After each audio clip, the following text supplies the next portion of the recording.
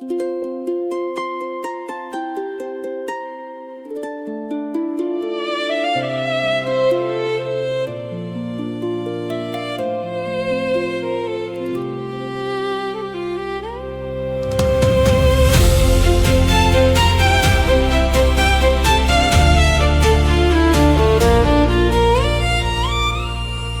mundo dorme sob o peso do cansaço.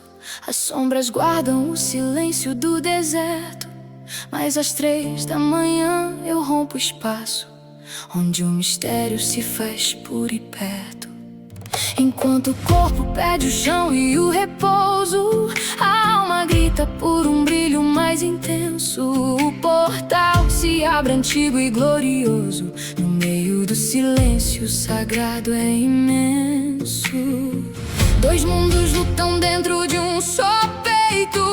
Um pede a terra, o outro quer o voo. No poço fundo encontro o meu direito de ser a luz que o próprio Pai plantou. O Rei da Glória habita na subida. 5 luzes que o princípio desenhou. 22 letras costurando a vida, onde o silêncio em verbo se tornou. Sou Jacob escalando a madrugada, vencendo a casca, o brilho de Nogar. Cada degrau é uma alma despertada, buscando a fonte que não cessará. Não é o tempo que governa o meu destino, é o sacrifício que me faz ser servo. No fogo vivo o fardo é pequenino, a luz oculta é tudo que eu preservo. A nuvem é espessa, mas Deus está ali, na sarça ardente que nunca se consome. O segredo que eu li, o mistério que eu vi, gravado em fogo no seu santo nome. Melech HaKavod, O Haganos, a escuridão é o ventre da revelação. O corpo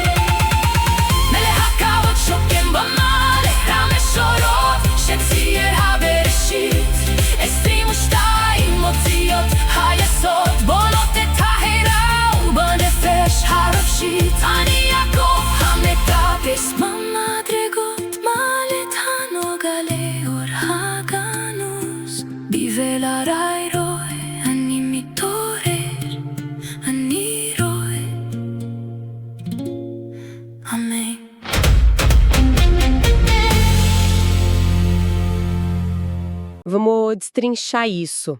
Bom, imaginemos que a nossa própria biologia, a nossa necessidade inegociável por conforto térmico, sabe? O básico da sobrevivência, né? Isso. Aquele desejo desesperado pelo ciclo perfeito de 8 horas de sono, ou tipo, aquela vontade avassaladora de simplesmente não levantar do sofá num domingo à tarde. Clássico. Imaginemos que essas sensações sejam, na verdade, muito mais do que preguiça. Que sejam uma força milenar, super astuta, codificada lá no fundo do nosso DNA. Uma força com um propósito bem específico, aliás. Exato, cujo único propósito é testar, limitar e, assim, atrasar a evolução da nossa própria consciência. É insano pensar nisso. E o que é fascinante aqui é justamente o peso dessa revelação. Porque hoje, a nossa exploração entra em um território, eu diria, bastante incômodo para nós. Muito incômodo. Porque nós vamos analisar textos antigos que trazem uma afirmação, assim, muito contundente, de que o maior e mais poderoso gatilho para a iluminação mental e espiritual acontece exatamente no instante em que a máquina física está mais vulnerável. Sim, quando ela está cansada, implorando por descanso. E mais especificamente, na escuridão das 3 horas da manhã. O que torna o material de hoje tão provocativo é que não estamos, folheando a história de um povo antigo, ou analisando metáforas poéticas sobre o deserto. Não, longe disso. A análise central deste nosso mergulho profundo chega até nós através do impressionante trabalho de compilação e ensino do moré André Clem-Rosa, diretamente das tradições da escola Kiber Sinai. É um material denso. Muito. E ele nos entrega um manual prático, literal e cirúrgico. Tipo a anatomia de uma guerra silenciosa que acontece debaixo da nossa pele todos os dias. E não existem atalhos nessa espiritualidade. A recompensa exige um sacrifício enorme. E para dar sustentação a essa nossa análise de hoje, nós temos na mesa alguns dos textos mais impenetráveis e fascinantes da mística judaica. Com certeza. Nós estamos falando de chaves escondidas no Zohar. E de 2 recortes muito específicos que eu quero trazer aqui. O primeiro é o Salmo 134, no seu primeiro versículo. Esse salmo é a base de tudo. É incrível. Em uma das traduções mais diretas, ele diz assim: Eis aqui, bendizei ao Eterno, todos vós, servos do Eterno, que de noite assistis na casa do Eterno. Que de noite assistis. Guardemos bem essa parte da noite. Sim, é fundamental. E o segundo texto, que parece, assim, uma simples nota de rodapé no meio de uma narrativa super familiar, tá lá no livro de Gênesis, capítulo 25, versículo 11, e diz assim: E Isaque habitava junto ao poço daquele que vive e vê. Frases curtas, mas que embalam ideias monumentais. Total. E é curioso como essas passagens representam muito bem o paradoxo dos textos sagrados, né? Sem dúvida. Porque na superfície, elas parecem apenas poesia devocional, ou um mero registro geográfico sobre onde um homem antigo construiu a sua tenda. Um detalhe histórico qualquer. Exato. Mas a tradição da escola Kibel Sinai nos ensina a ler nas entrelinhas. É lá que se esconde uma mecânica espiritual muito rigorosa. Uma engenharia de causa e efeito mesmo. Sim, e uma tradição que, na verdade, destroça aquela ilusão moderna de que o crescimento interior é tipo um processo orgânico, leve, passivo. A iluminação verdadeira cobra um pedágio biológico altíssimo. Não tem pílula mágica. Não tem meditação de 5 minutos num aplicativo que substitua o esforço bruto. E essa ideia de um atrito biológico constante bate de frente com a forma como conduzimos a vida atual. O que traz, assim, a urgência da gente mapear esse campo de batalha. Porque, afinal, quem está travando essa batalha? Quais são as forças envolvidas nessa colisão dentro de nós? É aí que a sabedoria cabalística aponta para as chamadas Toledot, as gerações de Esaú e Yaakov. Que para a mente moderna seriam apenas 2 irmãos de um relato antigo disputando coisas terrenas. O que seria um erro imenso de interpretação. Limitar essas figuras a 2 irmãos disputando uma herança no Oriente Médio é esvaziar o texto. O termo Toledot Costuma ser traduzido como gerações ou descendência, mas na Cabala significa forças geradoras. Correntes de energia, né? Isso, correntes de energia ativas e superpresentes na estrutura da psique humana. Esaú não é um cara do passado, ele é o código-fonte da inércia humana. Nossa, o código-fonte da inércia. Essa é uma definição e tanto. Sim, porque ele personifica o desejo brutal e intrínseco do organismo pelo repouso, pela manutenção de energia, aquela busca incessante que o corpo tem pelo caminho de menor resistência. Então, se a gente trouxer isso para o cotidiano, Esaú é aquela força gravitacional de um domingo à tarde chuvoso. Perfeito, é a melhor imagem. É, porque a mente sabe que tem um livro denso esperando para ser lido, ou um projeto complexo para ser iniciado, um idioma que precisa ser treinado. O dever chamando. Mas aí tem aquela voz interna super densa e sedutora que não pede. Ela praticamente obriga o corpo a afundar no sofá. Ela te cola no sofá. Ela exige que se peça comida por aplicativo, que a energia seja poupada, que os olhos consumam só aquele entretenimento mais fácil, mais rápido e menos exigente que tiver na tela. É o instinto de preservação puro. Operando na sua forma mais preguiçosa. E, veja bem, a máquina humana foi refinada ao longo de milênios justamente para evitar o gasto desnecessário de energia. É biologia pura. Exato.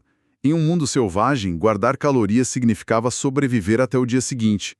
Portanto, Esaú não é uma anomalia, não é um erro do sistema ou o mal naquele sentido caricato de vilão. Ele tá fazendo o papel dele. Ele é o padrão de fábrica. A gravidade empurra para baixo. A água sempre escorre para o ponto mais baixo. Esaú é apenas a natureza seguindo seu curso normal. E Yaakov seria o quê, então? Yaakov é a força motriz diametralmente oposta. É a centelha imaterial, a força da alma que simplesmente não se contenta com a sobrevivência básica. A alma anseia, assim, furiosamente pelo alimento espiritual, pela Torá, pelo conhecimento absoluto e pela expansão da consciência. Mesmo sabendo que isso vai exigir um atrito gigante com o corpo, né? Um atrito formidável, porque o atrito é inevitável. Crescer consome muita energia. Sim, aprender dói fisicamente. Manter o foco exige uma queima monumental de glicose no cérebro. Tentar entender a complexidade do universo causa, um incômodo real, uma fadiga genuína. Fica exaustivo. Então a guerra que as escrituras descrevem está acontecendo toda vez que há hesitação entre ligar a televisão e abrir um livro difícil. Exatamente. De um lado, a biologia ancorando a carne no conforto. Do outro, o espírito se debatendo para gerar algum tipo de expansão. O motor do desenvolvimento humano reside nessa tensão, então. É uma tensão indissolúvel entre conservar energia para sobreviver e gastar energia para evoluir. O impasse é contínuo para nós. A evolução não acontece com a energia poupada no repouso. A evolução só acontece com o atrito gerado pela superação ativa desse repouso. Tá, então se a gente tem essa batalha épica entre a fome incansável de Yaakov e a força gigantesca e letárgica de Esaú, deve existir uma estratégia para a vitória. Um campo de batalha. Exato. Um local ou um momento onde esse confronto é decidido. E a resposta que os antigos cabalistas entregam sobre onde e quando lutar, olha, beira o absurdo para nossa mentalidade atual. É totalmente contraintuitivo. Porque o campo de batalha ideal não é durante o dia. Não é sob a luz do sol num retiro isolado e pacífico na montanha. Não. É a escuridão absoluta da madrugada. A alta madrugada. Especificamente aquela faixa de horário que circunda as 3 horas da manhã. O que é um choque. Um choque gigante. O Zohar e toda a tradição não tratam a noite de uma maneira homogênea. Para eles, existem janelas muito precisas no tempo e espaço. E aí volta aquele salmo que lemos na abertura. Isso. Quando o salmo fala sobre servos que de noite assistes na casa do Eterno, ele está descrevendo não só uma vigília comum, é um ato declarado de guerra contra a tirania do corpo físico. Caramba! Um ato de guerra. É o aluno que renuncia voluntariamente àquele abraço quente do sono profundo para estudar os mistérios celestes, ele está executando uma violação consciente das próprias demandas biológicas. Ele está indo contra a natureza de Esaú. E ao fazer isso, o texto diz que ele sincroniza o seu próprio relógio biológico com a pulsação do universo. É ali que as escolas celestes abrem as portas. Bom, aqui a coisa fica realmente interessante. Porque nós precisamos colocar o pé no freio e olhar ao nosso redor agora. Vamos lá. Nós, a sociedade atual, estamos mergulhados até o pescoço na era da otimização total da saúde. Neurologistas, psiquiatras, todo um mercado bilionário de bem-estar, todo mundo prega o absoluto respeito ao ciclo circadiano. Higiene do sono impecável. Isso, a escuridão total do quarto, a importância vital, inquebrável das 8 horas de repouso. Se a gente perguntar a qualquer especialista em saúde hoje sobre, acordar às 3 da manhã de forma crônica só para ler textos filosóficos complexos, Vão dizer que é loucura. a resposta unânime vai ser que isso é um caminho rápido para o colapso físico e mental. Então, como conciliar isso? É o grande embate moderno. Como a cabala justifica causar o que parece ser um dano real ao bem-estar do corpo físico para elevar a alma? Por que dominar o corpo na madrugada, privando ele de sono, é a chave e não apenas um hábito não saudável? É uma pergunta fantástica. E se conectarmos isso ao panorama geral, a aversão moderna a essa ideia é perfeitamente compreensível. Sabe por quê? Por quê? Porque o conceito contemporâneo de bem-estar possui o exato mesmo DNA das ambições de Esaú. Nossa, verdade. É a busca pela total e absoluta ausência de atrito. É o desejo de lubrificar cada engrenagem da vida para que absolutamente nada incomode. O corpo quer dormir bem, comer bem, não sentir dor. Quer ser conservado. Mas a espiritualidade profunda, especialmente na escola Kibel Sinai, opera sobre uma premissa radicalmente distinta. O sacrifício não é um obstáculo no caminho da iluminação. Ele é o próprio motor da iluminação. O atrito é necessário. Despertar às 3 da manhã significa ir de encontro ao inimigo, e não em qualquer momento, mas no exato instante em que ele atinge a sua força máxima. Que é o momento em que a cama tem a força de atração de um buraco negro, né? Perfeito. É o auge da fragilidade humana. O sangue está frio, os pensamentos estão lentos e todas as células gritam por inatividade. Exigir do corpo o estudo profundo da Torá nesse exato instante é criar o que a mística chama de vaso, certo? Exatamente. O vaso. Porque a luz espiritual não tem onde se alojar em um ser humano totalmente preenchido por sua própria satisfação biológica. Se o copo está cheio de conforto, não entra luz. Faz muito sentido. Ao subjugar o organismo e impor a vigília quando o corpo grita por sono, a pessoa produz uma prova física, uma prova dolorosa e inegável de que o piloto daquela máquina deixou de ser o instinto animal e passou a ser a alma. Né? Uma prova irrefutável. E esse evento quebra barreiras invisíveis. O texto aponta que essa submissão da escuridão promove a unificação do Sol e da Lua no plano simbólico, o que atrai o que eles chamam de Shekhinah. A presença divina. Isso. A Shekhinah é a iluminação contínua que desce sobre o indivíduo e clareia a percepção da realidade. É incompatível manter um estado de relaxamento biológico perfeito e, ao mesmo tempo, ser um conduíte para a força elétrica dessa iluminação. Nossa! O vaso precisa ser aberto através da fratura da própria inércia. Entender a teoria desse mecanismo altera completamente o jogo, mas também, vamos ser sinceros, inaugura um terror psicológico gigantesco. Com certeza. Porque a teoria é linda, mas a prática dói. Por que acordar às 3 da manhã em um surto repentino de motivação? Após escutar um mergulho profundo como este, ou ler uma ideia forte. É até plausível. A adrenalina mascara o frio e mascara o sono por algumas noites. O famoso voo de galinha, né? A inspiração é um combustível muito barato que queima rápido demais. O verdadeiro esmagamento da nossa alma começa quando o entusiasmo evapora, quando vira rotina. E é aí que entra a segunda fase da guerra. E é nesse cenário de aridez que a nossa exploração chama a presença do patriarca Isaac para a mesa. Porque se Yaakov nos mostra a guerra e a madrugada nos dá o momento perfeito do ataque, Isaac surge para nos ensinar a suportar as trincheiras a longo prazo. Isso levanta uma questão importante sobre a durabilidade do nosso esforço. Como você bem disse, o entusiasmo é um artifício frágil. A tradição estudada pelo Mori André nos revela que Isaac encarna a força absoluta da Gevurah. Gevurah, o rigor. Isso. Que é frequentemente traduzida como rigor, julgamento ou força. Mas, na prática psicológica diária, a Gevurah é a capacidade brutal e inflexível de disciplina.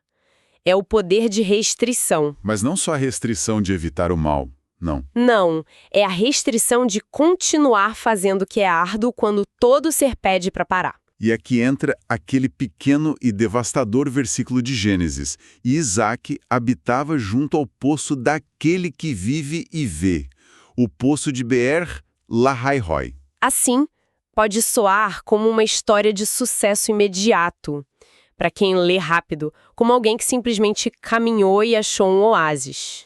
O texto engana pela simplicidade. Mas a chave cabalística nos bastidores relata algo desesperador. Isaac precisou de 20 anos. 20 anos de esforço, escavação contínua e orações. 20 anos cavando no deserto. Enfrentando os bloqueios internos e as forças negativas diariamente, para só então conseguir abrir os canais divinos e acessar a misericórdia. E tem um simbolismo enorme nesse poço.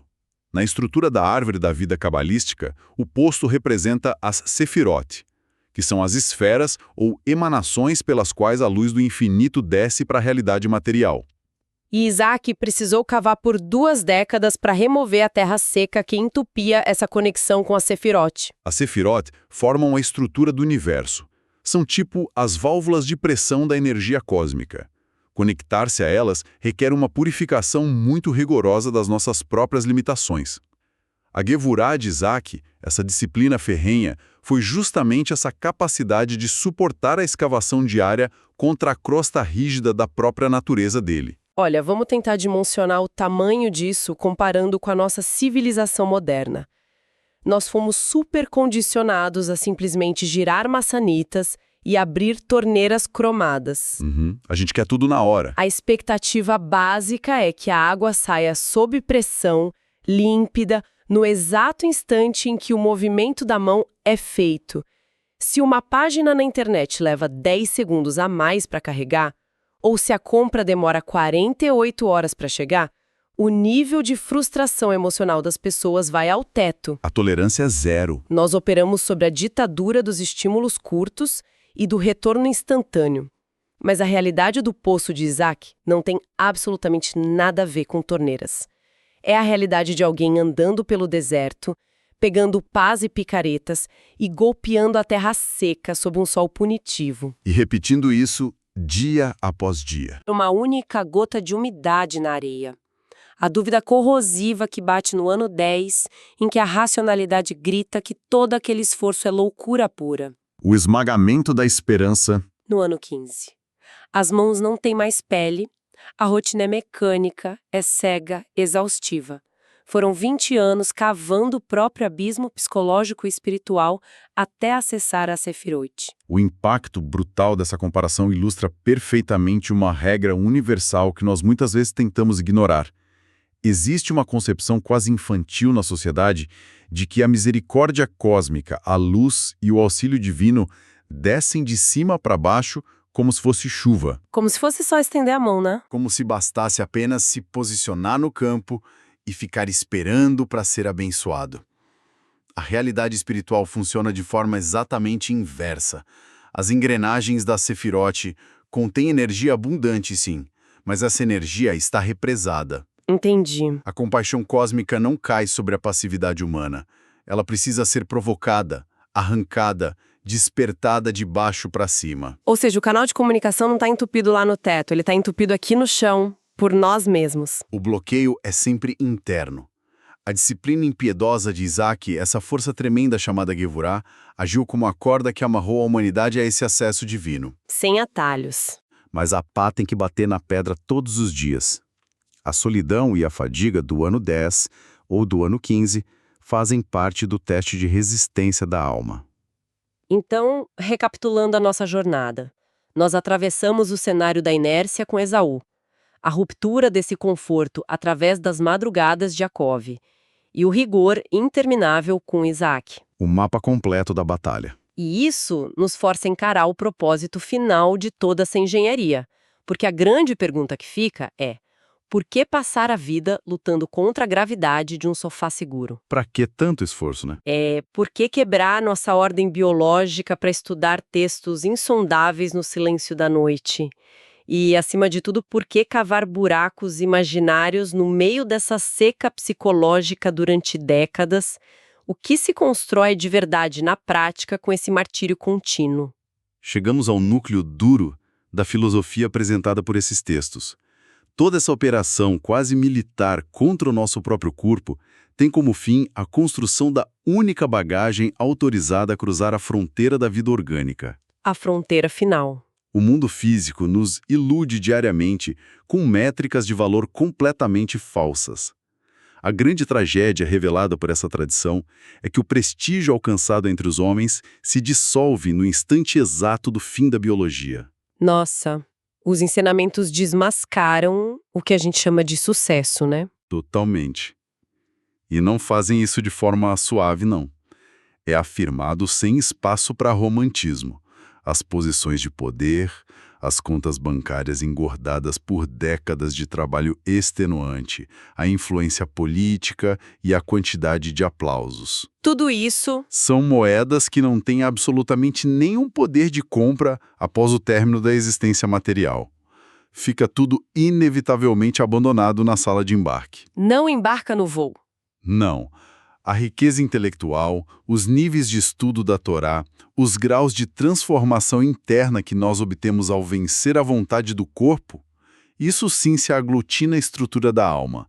Essa única construção que se leva para a eternidade. E é o equivalente lógico de passar a vida inteira despejando todos os recursos financeiros e a energia de uma família na decoração hiper refinada e na ampliação de um imóvel alugado, né? Excelente analogia. Um imóvel cujo contrato tem uma data inadiável de expiração e, ao mesmo tempo, se esquecer completamente de construir qualquer proteção para o momento em que o despejo acontecer de fato. Exatamente isso. A alma é a entidade permanente e o mundo material é só a habitação provisória.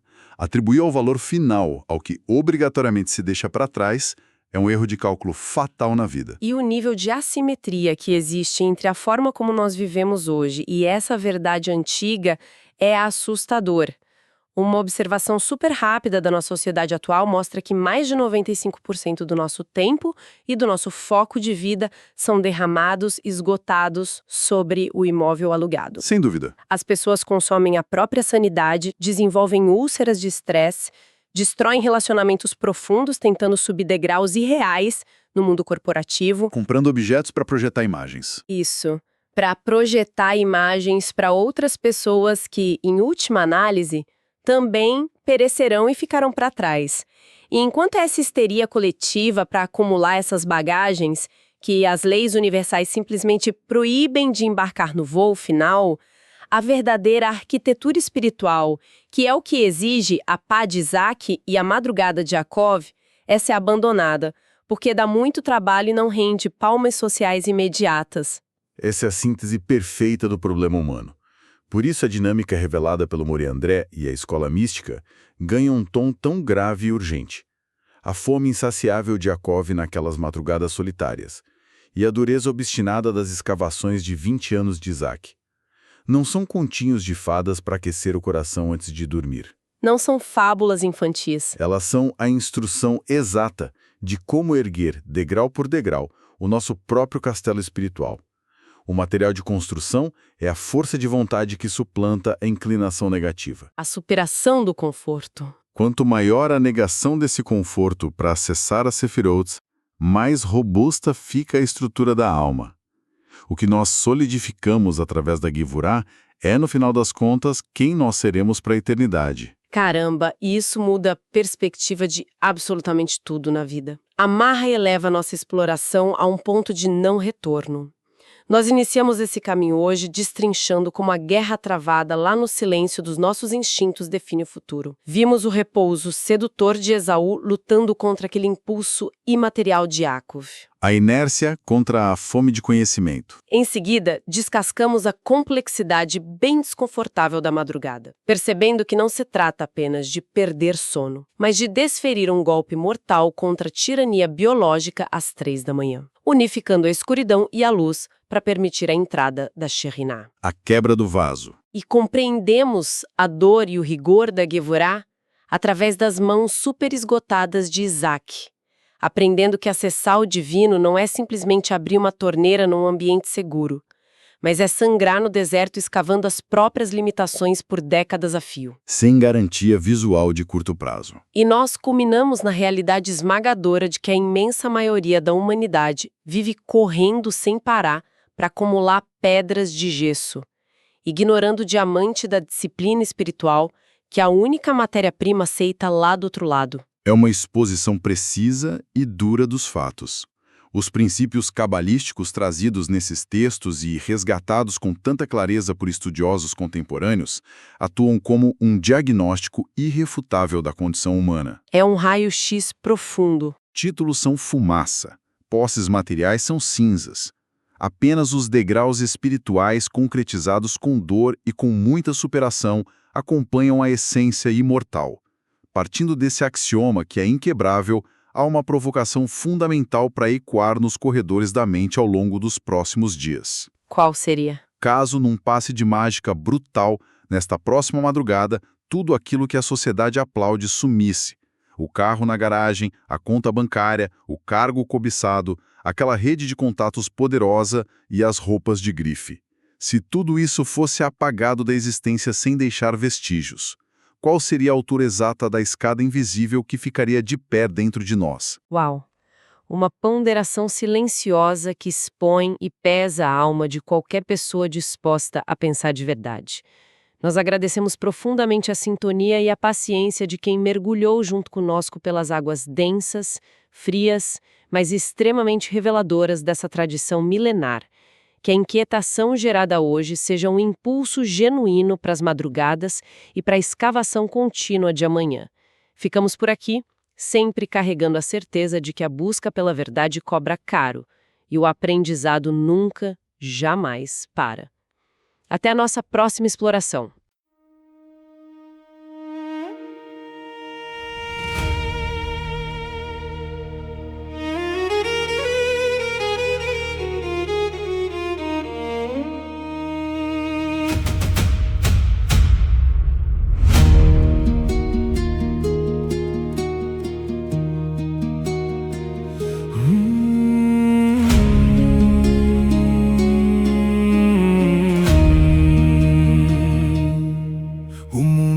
Sob o peso do cansaço, as sombras guardam o silêncio do deserto.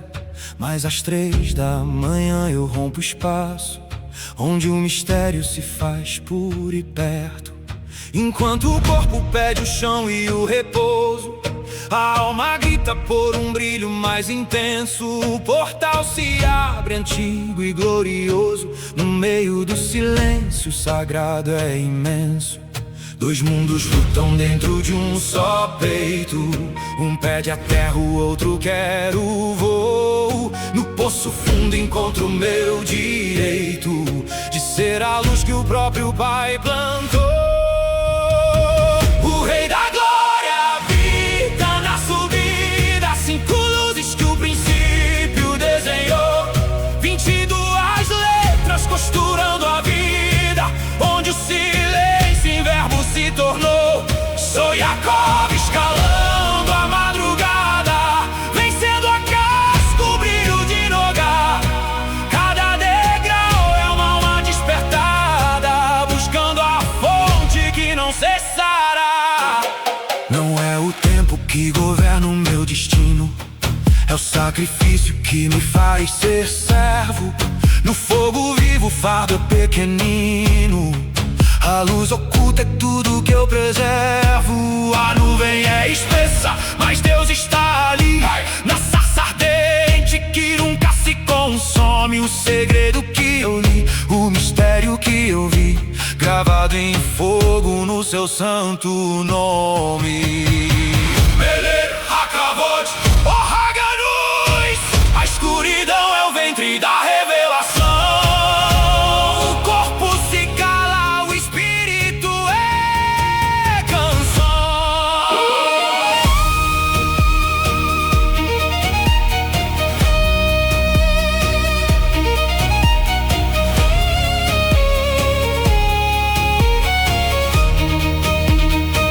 O Rei da Glória habita na subida, 5 luzes que o princípio desenhou, 22 letras costurando a vida, onde o silêncio em verbo se tornou. Sou Yaakov escalando a madrugada, vencendo a casca, o brilho de Nogar. Cada degrau é uma alma despertada, buscando a fonte que não cessará. No poço daquele que vive e vê, eu desperto, eu vejo. Amém. העולם ישן ברובדה עייפות, באשמורה השלישית, הנשמה עולה. הגוף מבקש מנוער ושקט